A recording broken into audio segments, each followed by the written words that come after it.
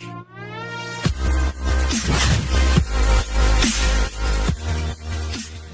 My dear friends, banking ടെക്സ്പോർട്ടിൻ്റെ ഏറ്റവും പുതിയ അപ്ഡേഷനിലേക്ക് എൻ്റെ എല്ലാ പ്രിയ സുഹൃത്തുക്കൾക്കും വീണ്ടും സ്വാഗതം. ഇന്നത്തെ വീഡിയോയിൽ നിങ്ങൾ എല്ലാവരും ചോദിച്ച ഒരു ചോദ്യത്തിനുള്ള ഒരു മറുപടിയാണ് ഈ ഒരു വീഡിയോ ചെയ്യുന്നത്. നിങ്ങൾക്ക് എല്ലാവർക്കും ഈ ഒരു വീഡിയോ പ്രയോജനം ചെയ്യുമെന്നാണ് ഞാൻ ചിന്തിക്കുന്നത്.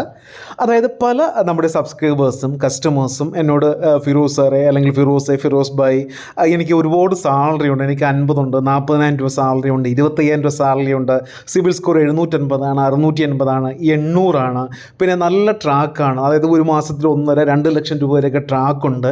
ഞാൻ പല NBFCയിലും അതുപോലെ തന്നെ RBI അപ്രൂവ്ഡ് ലോൺ ആപ്പിലും ബാങ്കുകളിലും ചെല്ലുന്ന സമയത്ത് എനിക്ക് ലോൺ റിജക്റ്റ് ആകുന്നുണ്ട്. എന്താണ് കാരണമെന്ന് അറിയില്ല.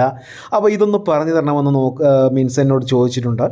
അപ്പോൾ ഞാനും ചെക്ക് ചെയ്ത് നോക്കുന്ന സമയത്ത് പറഞ്ഞതെല്ലാം ശരിയാണ്, ബാങ്കിങ്ങും സിബിലും കാര്യങ്ങളും എല്ലാം ഉണ്ട്, പക്ഷേ എല്ലാത്തിലും ലോൺ റിജക്റ്റാണ്.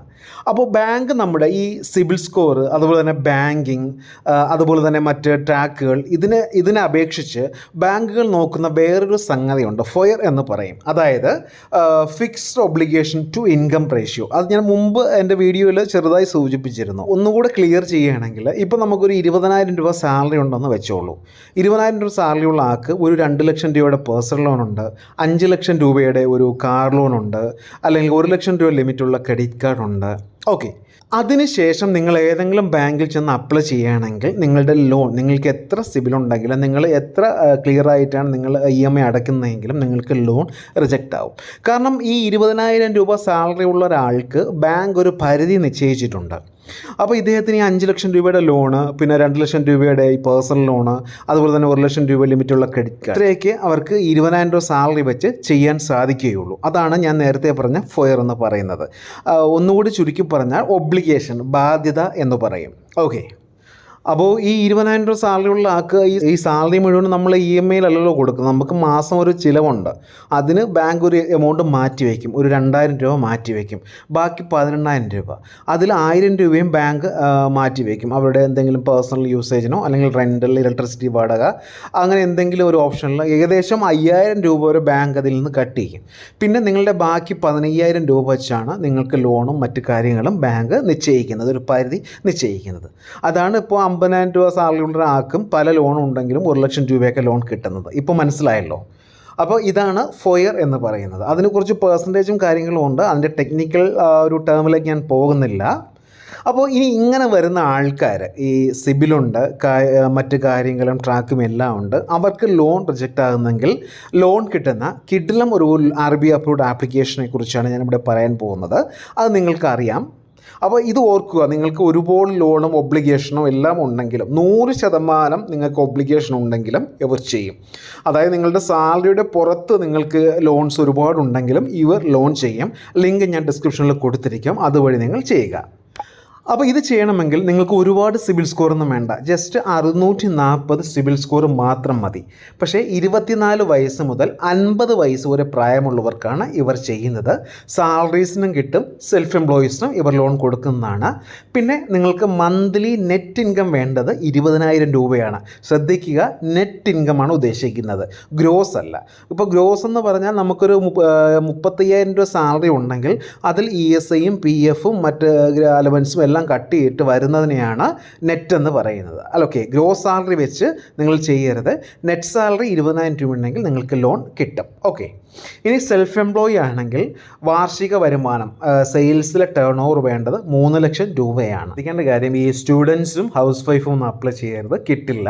നിങ്ങളുടെ സിബിൽ സ്കോർ വെറുതെ പാടിക്കളയരുത്. ഞാൻ നേരത്തെ പറഞ്ഞ പോലെ ക്രെഡിറ്റ് സ്കോർ 640 മതി.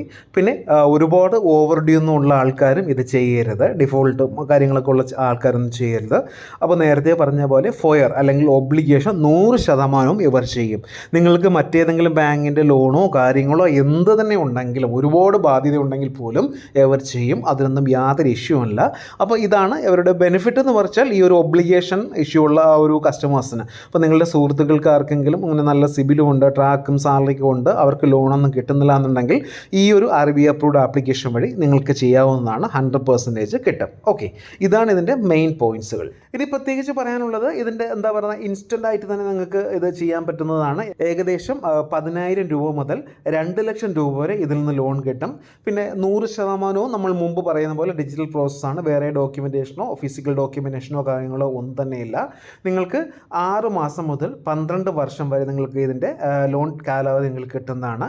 2% ഇൻട്രസ്റ്റ് റേറ്റ് വരുന്നത് 2%, മാസത്തിൽ 2% ഇൻട്രസ്റ്റ് വരുന്നത്. പിന്നെ ഞാൻ ആ ലിങ്കിൽ ഈ ഒരു ഡിസ്ക്രിപ്ഷൻ്റെ താഴെ ഞാൻ ഇതിൻ്റെ ഒരു കൂപ്പൺ കോഡ് കൊടുത്തിരിക്കാം. ഈ കൂപ്പൺ കോഡ് നിങ്ങൾ അപ്ലൈ ചെയ്യുകയാണെങ്കിൽ പ്രോസസ്സിംഗ് ഫീസിൽ നിങ്ങൾക്ക് 60% ഡിസ്കൗണ്ട് കിട്ടും. ശ്രദ്ധിക്കുക, ലോൺ എടുക്കുന്നവർ ഈ കൂപ്പൺ കോഡ് ദയവായി യൂസ് ചെയ്യുക.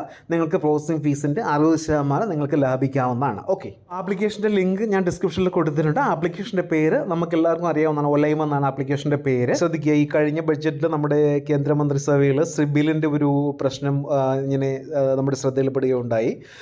നമ്മൾ എല്ലാവരും ശ്രദ്ധിച്ചു കാണും നമ്മുടെ വാർത്തകളൊക്കെ സിബിലിനെ കുറിച്ച്. അതായത് എന്താണ് സിബിലെന്നോ പൊതുജനങ്ങൾക്ക് ഒരു അറിവുമില്ല, സാധാരണ ജനങ്ങൾക്ക് അറിയില്ല. ഈ കമ്പനി എങ്ങനെയാണ് ഇത് അപ്ഡേറ്റ് ചെയ്യുന്നത്, ഇത് സുതാര്യമാക്കണം, അങ്ങനെ കുറേ വ്യവസ്ഥകൾ കൊണ്ടുവന്നിട്ടുണ്ട്. അപ്പോൾ അത് വരും നാളുകളിൽ തീർച്ചയായിട്ടും അവർ അപ്ഡേറ്റ് ചെയ്യുന്നതാണ്. നമുക്ക് എല്ലാവർക്കും അതൊരു പോസിറ്റീവായി വരട്ടെ എന്ന് ഞാൻ പോസിറ്റീവായി വരട്ടെ എന്ന് ഞാൻ പ്രാർത്ഥിക്കുകയാണ്.